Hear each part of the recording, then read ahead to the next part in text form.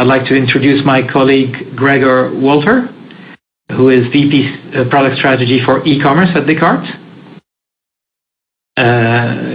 Gregor guides our Descartes strategy for its suite of e-commerce, WMS, and fulfillment solutions. And he also focuses on the logistics technology platform in the German and the European market. So Gregor will be the topic he will be now addressing is the Descartes end-to-end e-commerce supply chain solution, and he will be talking about enabling the supply chain and logistics from sales to delivery. So, Gregor, are you? Yes, I'm here. Can you hear me? We can hear you perfectly.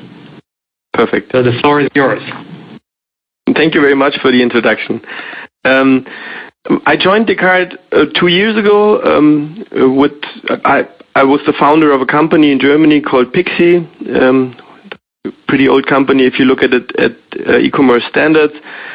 The company was founded in 2000, and we started pretty early taking care about the whole logistic parts of e-commerce. So if you look at what's e-commerce about, it's not only about the shiny websites, but it's also about how the parcel really gets with the right goods right in time to the customer. So this is what we've been taking care of. And since 2 years, we joined Descartes. Very happy to be part of Descartes, to be part of that greater look of logistics. And since about, I think it's 6 or 7 months now, I've been asked to take a look at the whole e-commerce strategy for our group. We do have a lot of different products in Descartes, and so I'm trying to get like a e-commerce umbrella over all of these products, checking out what products we already have, maybe also checking out what products we can add as we go along, and also see how we can interconnect all of these products for a greater good, to even have a better impact for our customers. Today, I will speak about our end-to-end vision for e-commerce at Descartes, meaning, what do we do at Descartes of e-commerce? Where do we see other hotspots? Where are the areas that are really important in the logistics space in e-commerce, and what we can do more in this area. I'll skip the legal stuff real quick. I have 4 parts of my presentation. I'll start with a little introduction. Internet is a major part of all our lives, and sometimes we're not so aware of this, so I have some interesting figures for this. We'll take a look at e-commerce reality, so where we're at today, and also some trends here where stuff is evolving. I'll have 1 chapter about digital transformation, or however you want to call it. So if you're from non-internet, non-e-commerce world, if you're dealing with logistics and you're looking how we could possibly get into e-commerce, giving you some thoughts and ideas on this. And in the end, we'll take a look at the products and solutions we have at Descartes to help you getting there. Let's start with some general figures. When I was first thinking about, e-commerce at Descartes, and I can still remember when the first iPhone came out, 2008. I think we can all do, which is now, I think it's called iPhone X, so it's 10 years ago. And if you walk around, you see more and more people how important digital media became in our lives, and it's only, if we're honest, it's only 10 years since this impact really started. Found a really interesting figure, some statistics on this. This is it's a statistics from the US. I got the same statistics also from Europe, from different countries in Europe. They really look the same. This is a statistics how many hours a day people spend with digital media, and this is not you working or something. This is like what people use digital media for. And in 2008, 10 years ago, people were spending about 2 hours a day with their computers, looking working on the internet with their computers, and you can just see that's the blue bar, and then the green bar, that's the time people spend on their mobile phones. And I think it's very impressive that you see within the last 10 years, this really went from 0.3 hours a day, that's like sending SMS, to, in average, 3 hours a day. Hey, Gregor. It's unbelievable. Yeah. Yes. Gregor, this is very timely. Did you hear the news this morning about Apple agreeing or even announcing that they will put a new applications on the iPhone to help limit the use of applications, self-limit the use of applications? I don't know if you heard that this morning, but clearly I heard it. Confirms what you're saying. And it's what's happening on the other side. It's like all these big companies like Facebook, Apple. In the last 10 years, they worked the other way around. They tried to make you use your phone as much as possible. This is how they make money. If you look at the earnings of Facebook, I think they doubled the earning per person in the last 3 years because people spend more and more time with Facebook. And when I looked at these 3 hours, I couldn't believe it. I thought maybe it's the other people. And if you have your phone, your iPhone or your Android phone, in the settings, you can always check the screen time. You can check how long you look at that screen every day, and it's more than 2 hours for me. And if you check it yourself, I think it's the same. And this is really, I think it's really changing the way people live their lives. I think it's really changing. It's having a huge impact on what people do and where they get information from, how they buy stuff, how they live their lives. It's really breathtaking what really happened in the last 10 years. And it's more and more people thinking about, there's this hype terms like digital detox or something like this, where people really think about how they could use less of the internet. I think there's special hotels that now advertise by saying you don't have a cell phone signal if you come to our hotel. 10 years ago it was the other way around. But it's really impacting the lives of the people. And in Germany, we came up with a very nice word for this. It was the word of the year, I think, last year. It's called zombie, and it's a mixture of smartphone and zombie. And sometimes when you see people walking around outside and they knock into things and they fall down or something, it's a different. A lot of times you think it's a new reality. People think that what's happening inside the phone is much more reality than what's happening outside the phone. And so you have to be aware so you don't run into these people. But one could say, that's just the next step of evolution. It took us like millions of years to get from being an ape and walking on all fours to have been erected and walk up straight. And now we're going down a bit. We're bending down to look into the phone all day long again. But you could say that's the new way that's the new evolution. These phones are really getting a big part of our lives, a big part of our brains. If you look at these 3 hours people spend a day, these big companies took a lot of work into engineering to engineer these devices, to engineer these applications running on the device to make them so you really spend that much time. It's changing the way our brain thinks. So maybe it's becoming part of our brain, of our daily living. So you could say, well, great, that's the next step, So we've been working, we've all been farmers 200 years ago. Now we're all looking into these phones. So the people working a lot with their mobile phones, it might be the next step of evolution, and they might be the most successful people. But if we talk about evolution, this is where this guy kicks in.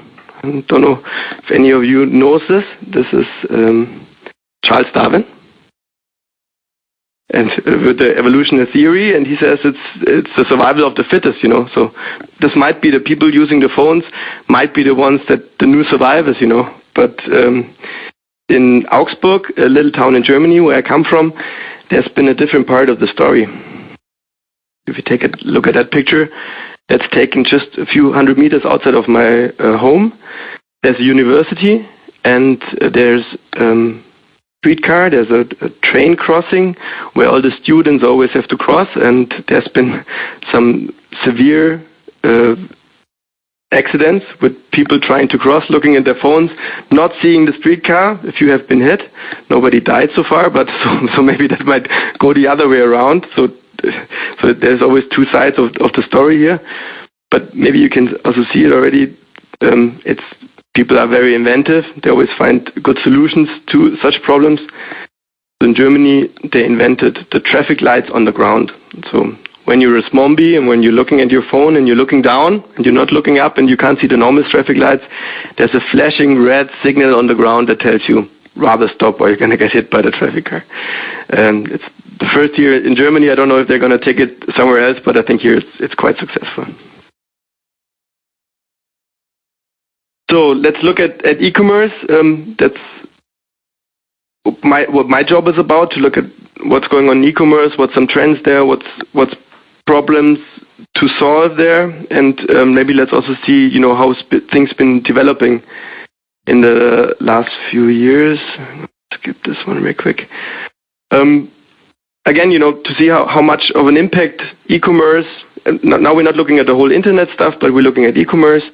There's some interesting figures on this slide. If you look on the top left, at the moment in Germany, not in Germany, but in Europe, they say it's 2.5 million people employed in the B2C e-commerce sector. That's new jobs created by the B2C e-commerce sector.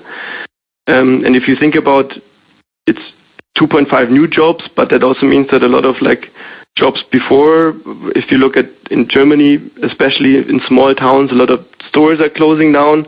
It's a shift, so it's an avalanche going on. More and more stuff is getting into the internet, and that's a fact right now. Also, if you look at the penetration of internet in Europe, it's more than 75% of all the people use the internet on a daily basis. More and more with mobile phones. I think the usage of desktop is really going down, but it's more and more people using mobile phones.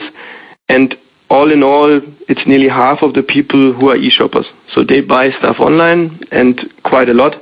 The average per year is over 1,500 euros. That's what people in average all over Europe spend with e-commerce. And if you think about how much people spend altogether in retail, that's really a lot, and that's just, if you look at the growth rates, we're still looking at growth rates higher than 10%. There's not a lot of industries in Europe right now that can really deliver that high growth rates. Right now, it's approximately 10% of all the retail in Europe that's done through the internet. And that's a massive number. If you think about 10 years ago, that was much, much smaller. And again, if I look around Germany, not in the big cities, but in the small cities, you can also see the impact of that virtual world to the real world, because small shops are closing down and stuff is really shifting in the direction of e-commerce.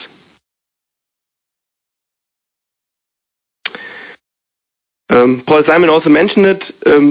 It's e-commerce and internet is getting our world more and more global. I think yes, most of the stuff we're buying a lot of stuff was manufactured in China, but now it's even easier for stuff not to go through a local dealer. If it's an online or an offline dealer, it doesn't matter, but stuff really gets directly from China into Germany, into Europe.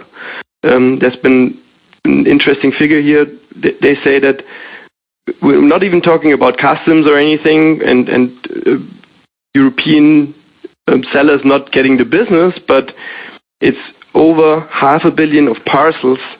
Sometimes it's parcels, sometimes it's post that's coming in, where people don't even pay VAT, and that's the countries and the tax authorities are just waking up on us.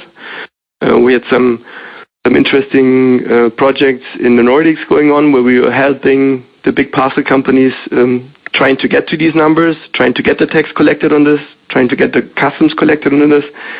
But on the one side, there's a lot of money lost on the tax side. On the other side, it's not a fair competition to the local dealers. If somebody ships something directly from China, he doesn't have to pay the customs, he doesn't have to pay the VAT. It's really hard for the local vendors to compete.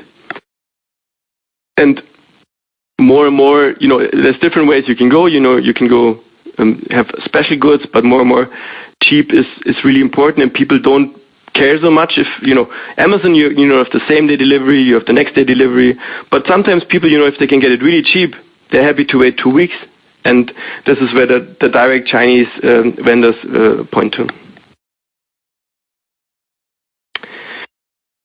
One other trend that's really going on is a lot of times if we think about buying stuff on the internet, e-commerce, we think about Amazon, we think about all the online shops where you go to a shop, you buy something, you look for something specific, you Google for something, a lot of times people, they use Amazon directly as the first search engine. I think it's 70% of the people, if they search for a product, they know what they're searching for. They search on Amazon directly. They don't even go through Google anymore, so they're competitors in the search engine market.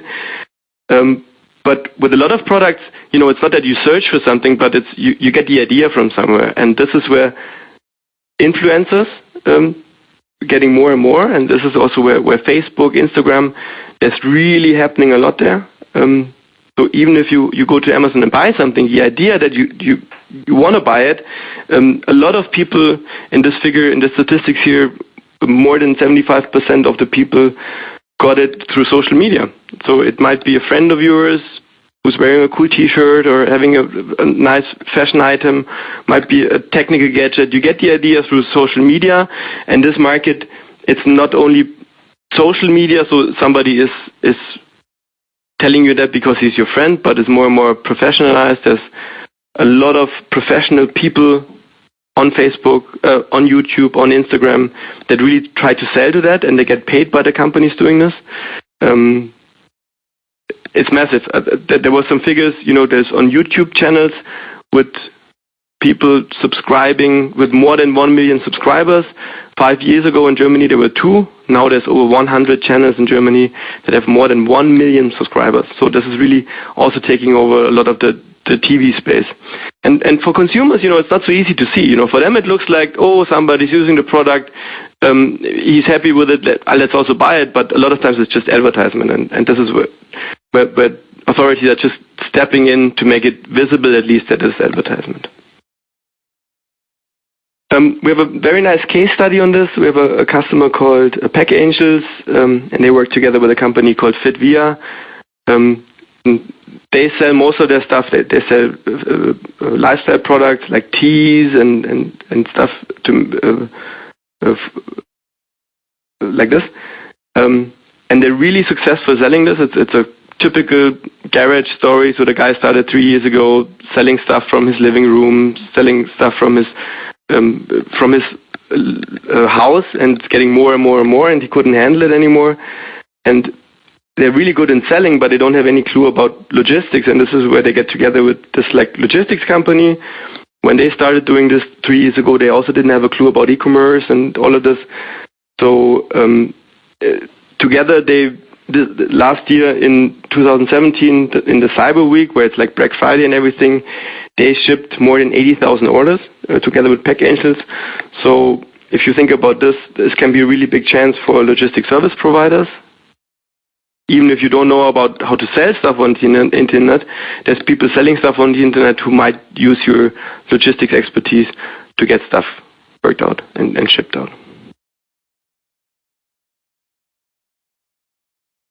So, but that's a good way of talking about how to get from, let's call it the old world to the new world. If you're a logistic company and you're shipping parcels, but you don't have any touch points with e-commerce yet, what's a good way of getting there?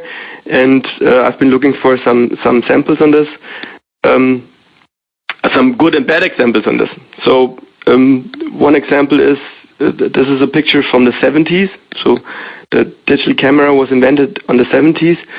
And normally if you ask people who invented it, they think about tech companies like, maybe Apple invented it or some Japanese tech companies. That first model here, it's a bit bulky, it's a cassette where the pictures are saved. But if you Google it, you find out it's Kodak who invented the digital camera. And right now Kodak it's not even existing anymore in the market. They've been the market leader with everything, with pictures, with photographs. They've been selling the paper and everything.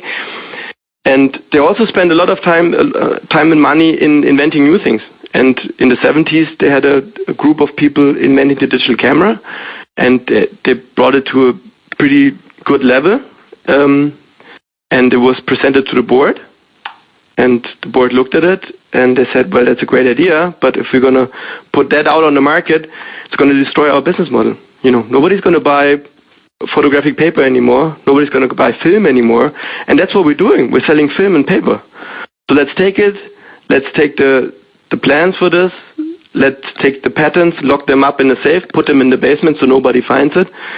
But we all know that's not the way it's going to work, So it did take some longer time for for other companies to step on this, but they did. So the lesson for this here, the question is not if somebody else is going to do it, the question is when your competitors going to jump on this, if you don't do it yourself. Let's look up from an example. So this is an example from the 70s. We know how it ended. Let's look at an example, something that happened to me last year. Last year, I had to buy a new heating for our home. The old one was broken. We had to get it renovated. So I started doing it the old-fashioned way. So I looked up the yellow pages. I found there's a company very close to where I live.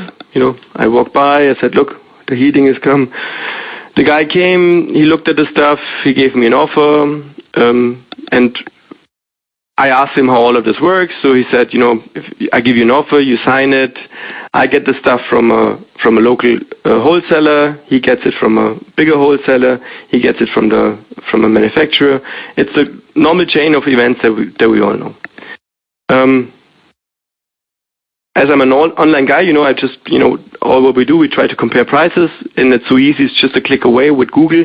So I just entered buy heating online into Google. And unbelievable enough, there's companies out there just specialize selling heating on the internet. It's something. If you told people 15 years ago selling shoes on the internet, people were like, no, people won't buy shoes on the internet. You got to try it on. How's that going to work? And we all know that big companies like Zalando are very, very successful in that market selling shoes. And what we're seeing now is this is also spreading over to other parts where people can't even imagine that you buy stuff on the internet, like a complicated stuff that has to be installed in your house, like a heating. I went online. It was a very nice experience. It was very convenient. I did talk to somebody on the phone for like 10 minutes. I had to send him some pictures. In the end, they gave me a price which was 30% cheaper than the price I get from the local guy.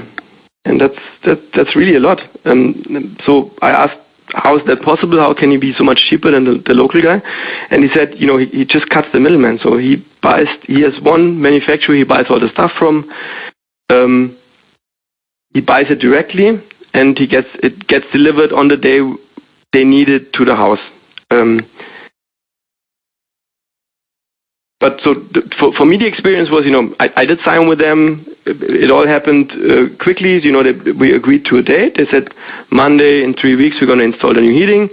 Monday morning the workers showed. 8 o'clock in the morning. 50 minutes later a truck showed, and they brought all the equipment they needed to put in all together. And that worked really, really well. And again, there's a very nice opportunity here for a logistics service provider, because now they do it themselves. They do all the selling themselves, they do the buying themselves, but somebody with logistic expertise had to step in to do that part, and has to be also fit and able to do that part for them. A few weeks later, I did meet the guy again from the local heating company, and he's living in my neighborhood, so he crossed me on the street. So he's like, "Oh, what's going on? I get you that nice offer. What's going on?" I said, "I've decided against it." And he's like, "Oh, okay, so you do it with the other local guy, like 2 streets away?" And I'm like, "No, I bought it online. I bought it in the internet, And he really got upset, He's been, how can you do this? This is not fair. My father founded the company. It's been a very old company. I've been working on this all my life, I got all the aces on my hand, I'm a local company, the local presence, I put ads into the local newspaper, I sponsor the local soccer team, so people see my logo everywhere, so I get in contact, you even came to me, I have the local people here, how can you buy something like this online? This is not fair, but sometimes when you get all the good cards on your hand and by the rules you would have won, somebody sometimes pulls a gun. So the rules change, and one Smith & Wesson can beat 4 aces, So the rules change, there's nothing you can do. It's not fair, it's not a nice thing to happen, but that's the way life is, and you got to be prepared, So you got to really think about, right now, if I look at my old world, I got all the aces on my hand, but people are maybe expecting something else, they're expecting a different service, they're expecting different prices. How can I adapt to this? And again, it's not a question if somebody's going to do that, it's just a question when somebody's going to do something like this. Some key takeaways. When I do talk to people, it's not easy to ignore, but you got to start somewhere, and it's very hard for people to find that starting point. It's a complex matter, that they don't know what's going on. So how do you start with this? The recommendation I have for you is really, it's not a question where you start, it's just you have to start. You have to think about it, you have to get somehow moving, and a good way to find out what's a good starting point is talk to your customers, talk to your employees, talk to your vendors that work with you, and find out if they expect something different. If the guy would have talked to me beforehand, I said, this is what I'm looking at, he might have been able to react or work together with these people. And this is what you have to do. You really have to open your eyes. There is on some areas a big avalanche coming, and the sooner you start looking at it and facing that and trying to do something about it, the better it is. If you do start, the smaller you start, the better. If you find a small area, you can try something out, you get some experience out of it, you go for the next steps, that's really good, doing it in an agile way, and try to get step by step into that market. And then, if you fail, try again. But it's important that you do start, and don't ignore it. So if you've come to a point where, your small ideas are getting larger, there's some stuff we can do from Descartes. There's some solutions we can offer, and together with the solutions, I will always show you some samples of what our customers at Descartes, what they could achieve with them. So what we're trying to do is, and we do have a lot of different logistic products. We do have core e-commerce products that only work with e-commerce stuff, like Pixie, the company I've been coming from. But there's also products around that. If it's about parcel delivery, that might be an e-commerce parcel or normal parcel. But what we're trying to do is we're trying to cover the whole footprint, everything about logistics, supply chain, and e-commerce we're trying to cover. And by now we do have products for all of these areas, and we connected them all together. So it's a seamless experience for you, which is, can save you a buck and might also be able to give you the opportunity to deliver complete new services and good services. And it's not only about customers saving the money, but also getting good services out to the customer that can make a big difference. So let's zoom in on some of these areas. Let's start, this is what we see with logistic service providers. A lot of times if they start working with e-commerce companies, these companies, they have an online shop, they sell stuff through Amazon, through eBay, through Shopify, through their own shops. How do you it's not only about getting these orders in, but also like a transparent status back to the sellers, back to the people on the other side. We do have a very good product for this, which can connect to over 65 different channels. And all of this data is exchanged in real time, so data comes in, if the status changes, if the stock level is going out, if you ship something, the data is going back to that channel for the customer, for the end customer receiving the parcel so he knows what's going on, or for your customer to get that data together. And it's a very, very nice and seamless way to integrate into our systems and also into different systems where this can be used. If once the order is in, we do have a very nice product to take care about the whole warehouse management, which is really focused on e-commerce. Warehouse management, there's a lot of companies in the warehouse management space, but warehouse management is very different on e-commerce. If you talk about with normal WMS companies, they think about big orders, pallets, with hundreds of SKUs in one order going out. If you look about e-commerce orders, we're talking about, I think in average with our customers, it's 1.3 items per parcel. So if you're shipping out 1,000 orders, this might be 1,500 different items. So it's a very different process of how this is done. And we've been successfully doing this over 15 years for our customers, helping them getting a very efficient way of getting these orders out. We have developed a lot of different ways of doing this, specializing for orders with just one item in it.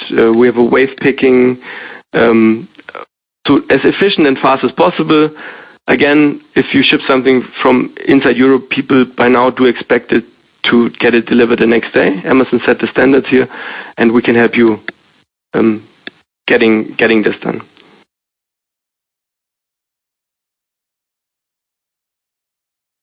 Good example for this is our customer Mask World. He's selling disguises, masks. So like for Halloween or Carnival in Germany, this is their peak seasons. So in these peak seasons, they ship 5 times as much as they normally ship, and this really put their operations to a big stress. And we introduced our solution 2 years ago with them, and they told us afterwards they're saving approximately 500,000 euros a year with our solution. You can see these high peaks here, which in the red boxes. The problem in these high peaks is not only that you're shipping 5 times as much, but also your productivity goes down normally in that area. So you got your 10 guys who are shipping their orders normally during that peak seasons. You got to hire 50, 60, 70 additional guys who are not fit for the work and everything. And with our system, it's very easy to adopt. It's very easy to learn. It's very foolproof, safe. So you can't do a lot of mistakes.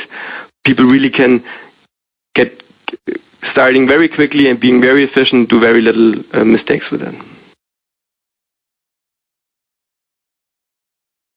We do have different solutions about the shipping and labeling. We have a very good solution called Order Express, who can help you with finding the right carrier for your products, if it's a parcel carrier or a freight carrier. So if you know something is going from A to B, you can automate the whole label creation, and we can really help you getting the best deal on the rates. So if you got choices and getting the best combination of services and the rate you're looking at, it's very successful. It's a big product. We get it also connected with all our e-commerce products in the background, so it's fully automated, and we can feed data back to your website, getting the right rates, getting the right delivery rates, and then getting it out of the door as efficient as possible for you and your customers.